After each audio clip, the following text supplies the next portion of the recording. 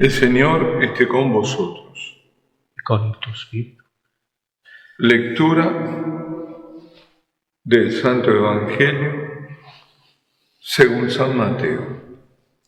En aquel tiempo dijo Jesús a sus discípulos: habéis oído que se dijo, ojo por ojo, diente por diente. Pero yo os digo, no hagáis frente al que os agravia.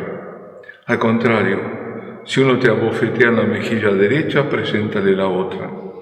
Al que quiera ponerte pleito para quitarte la túnica, dale también el manto. A quien te requiera para caminar una milla, acompáñale 2.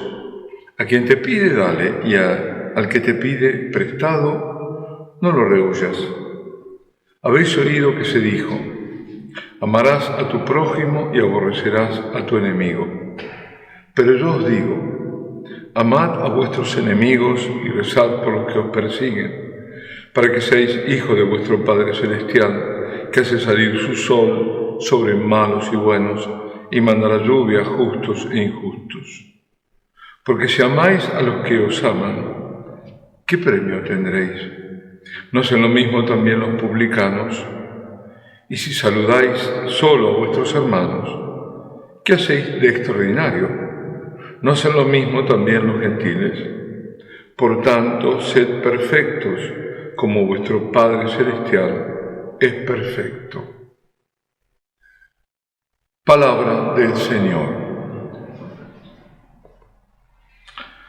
Bueno, ya estamos en el último domingo antes de comenzar la Cuaresma. El próximo miércoles es miércoles de ceniza, así que ya nos preparamos con este Evangelio que es continuación del anterior, ¿lo recordáis?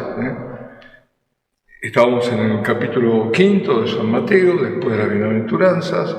En la ambientación es en la pendiente del monte Corazín, en la montaña, el famoso sermón de la montaña, y ahí frente al lago de Genesaret o Mar de Galilea.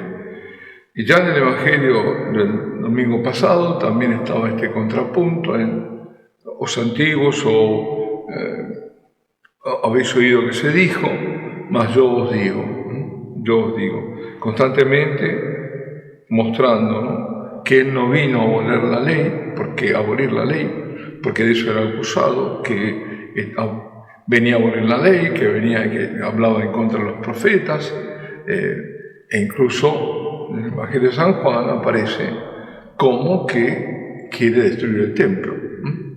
Las grandes acusaciones, porque para la piedad judía, para los judíos, la ley, la Torá, incluso el Tanakh es ya la ley con los profetas, y luego el templo es todo, era el corazón. Ahora ya no tienen el templo, pero la Torá es la Torá, ¿no es cierto? Y acusarlo de eso era tremendo, era acusarlo de la más grande apostasía. Pues en toda esta parte del discurso, como digo, antepone eso: habéis oído que se dijo, mas yo os digo. Por lo tanto, queda muy claro que las exigencias que viene a traer son mayores que las que la ley ya tenía. Pero mayores en qué? En lo profundo, no en preceptos que tantos, 600 y tantos preceptos que son muchos humanos, sino en la raíz de la ley, que la ley, habíamos dicho también, es la ley del amor. Esto es bueno recordarlo cuando hay quienes pretenden hacerle descuentos a la ley. La ley nada menos que la ley de Dios. Incluso es como si dijeran: Él os dijo, Jesús os dijo, mas yo os digo. Vengo yo a reformar lo que Él dijo. Esto es tremendo, una gran osadía, que en el fondo es apostasía. La ley que vino a traer, ciertamente, es muy exigente, no puede cumplirse con la mera voluntad, ya lo habíamos dicho también, porque esta voluntad está herida por el pecado. Pero vino a traer la gracia, eso es la novedad del cristianismo y de todo. Jesús vino a traer la gracia que nos permite cumplir con la ley. Entonces ya la ley no es algo inalcanzable, como dicen, solo para algunos, sino que está la gracia que la hace posible. La gracia, ya lo hemos dicho, viene por Jesucristo, y nuestra voluntad tiene que cooperar con la gracia, actuar junto a la gracia para que esta gracia sea eficaz. La ley no es un simple, digamos, colección de normas, sino que está arraigada en el amor. Es el vallado de protección que Dios ha puesto para que no vayamos hacia la muerte eterna, es decir, para que escojamos, cuando queremos salirnos de este camino, que es el camino a la vida, está esta protección. No pases, hasta aquí, atención, cuidado. Y esta ley es la ley del camino del amor, el amor a Dios y el amor al otro. El Señor acá lo dice, decían amarás a tu prójimo y aborrecerás a tu enemigo, mas yo digo, amad a vuestros enemigos. La cosa entonces es muy exigente. Recordemos, la verdad, pregunta que hacían los judíos, ¿no? ¿Cuál es el prójimo? ¿Quién debo considerar? ¿Hasta dónde es el prójimo? Y esa era la pregunta muy pertinente de aquel maestro de la ley. La segunda pregunta que había hecho, ¿quién es mi prójimo? La primera le había dicho, ¿qué tengo que hacer para ganar la vida eterna? Y el Señor le dijo, cumplir con los mandamientos. Y habla del prójimo, amar al prójimo. Pero ¿quién es el prójimo? Claro, era el gran problema porque ¿hasta dónde llega esa obligación? En ese horizonte, ¿hasta dónde llega? Justamente en la lectura de hoy, la primera lectura, el Levítico, dice, no te vengarás ni guardarás rencor a tus parientes, sino que amarás a tu prójimo como a ti mismo. Claro, aquí parecería que el prójimo se refiere a la consanguineidad, al círculo familiar, a los parientes, quizás al clan, a la tribu. Claro que el pariente en la familia era muy extendido, lo sabemos, pero el Señor responde. Cuando responde a aquel maestro de la ley con la parábola del buen samaritano. Es decir, ese horizonte es total, se amplía absolutamente, de la proximidad, no tiene límites, no es que no a todos. El prójimo es cualquier hombre, todo hombre es tu prójimo. Pero además, yo compruebo que cuando yo me aproximo al Señor, cuando voy a Él, es cuando empiezo a ser más próximo, más cercano a los demás. ¿Por qué? Porque Él es el camino, el único camino al Padre. Pero no es solamente el camino al Padre, es el camino al otro. Por eso, también en la adoración yo me aproximo a Él. Acojo esa presencia suya. Escucho en mi interior su llamada a aproximarme. Y estando con Él, es cuando yo cargo, digamos, mi corazón, mi vida, de su amor para llevarlo a los demás. Además, aquí el Señor presenta la ley del talión. Dice, habéis oído que se dijo ojo por ojo, diente por diente. Bueno, esa ley conocida como ley del talión es una ley de proporcionalidad. Es decir, si alguien te quita un diente, no tienes que quitarle un ojo, tienes que quitarle un diente en la misma proporción. No hacer la escalation, ¿no? Pero el Señor va mucho más allá. Dice, yo os digo, no hagáis frente al que os agravia. Y agrega, al contrario, si uno te abofetea en la mejilla derecha, preséntale la otra. El que quiera ponerte pleito para quitarte la túnica, déjale también la capa. A quien te requieras para caminar una milla, acompáñale 2.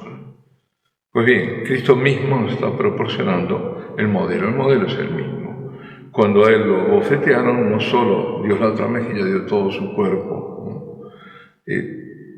Y cuando dio su sangre para el perdón de nuestros pecados. Y no solo se despojó del manto, sino de la túnica, de todo, quedó desnudo en la cruz. En su vida humana caminó buscando la oveja perdida hasta alcanzar ese destino suyo que era la cruz. Pero esa que hizo, ese calvario, toda esa obra de salvación, perdura. Y perdura en cada Eucaristía que celebramos. Ahí está. Todo nos ha dejado la Eucaristía porque ahí está su cuerpo, ahí está su sangre, su cuerpo entregado por nosotros, su sangre derramada, vertida para el perdón de nuestros pecados, y está toda su pasión, está claro también su resurrección, Cristo vivo entre nosotros. Y cuando nosotros participamos activamente de la Eucaristía, nos vamos transformando, vamos viviendo esa salvación, nos apoderamos, por decirlo de alguna forma. Pero esa Eucaristía, también esos encuentros que son transformantes, los podemos y los debemos ampliar, prolongar en momentos de oración. Contemplar al Señor, a nuestro Creador, a nuestro Salvador, y recibir la fuerza del Espíritu Santo. Por la Eucaristía viene el Espíritu Santo. Es esa circularidad de las cosas de Dios.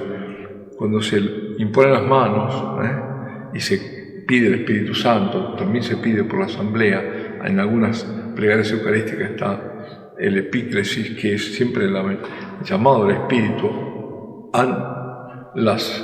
el pan y el vino, para transformarlo, pero también a la asamblea. Pero además, siempre el Espíritu Santo que transforma ese pan y el vino, el cuerpo y sangre de Cristo. Luego, cuando nosotros recibimos al Señor, recibimos el Espíritu. Y ese Espíritu nos transforma. Y ese Espíritu también lo recibimos cuando estamos, o se reaviva esta llama cuando estamos en adoración.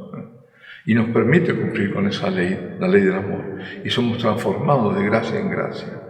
Esa presencia verdadera, real del Señor en la Eucaristía llama, exige nuestra adoración.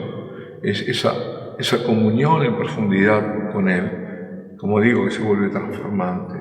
Dios me llama y me llama a la perfección del amor. Sed perfectos, así termina como vuestro Padre es perfecto. Quien está habitado por Dios, está habitado por el amor y no pone límites, no pone condiciones a este amor. Y este es el motivo por el cual remata esta exhortación con esas palabras, llamando a la perfección. Es lo mismo que el llamado de Israel está en el Levítico: sed santos porque Dios es santo. Y termino recordando al beato Carlo Acutis, que decía que su autopista al cielo era la Eucaristía. Estamos hablando de santidad. La Eucaristía es la que te permite llevar directamente al cielo. Ese jovencito, Carlo Acutis, que en su corta vida mucho aprendió como para terminar siendo santo.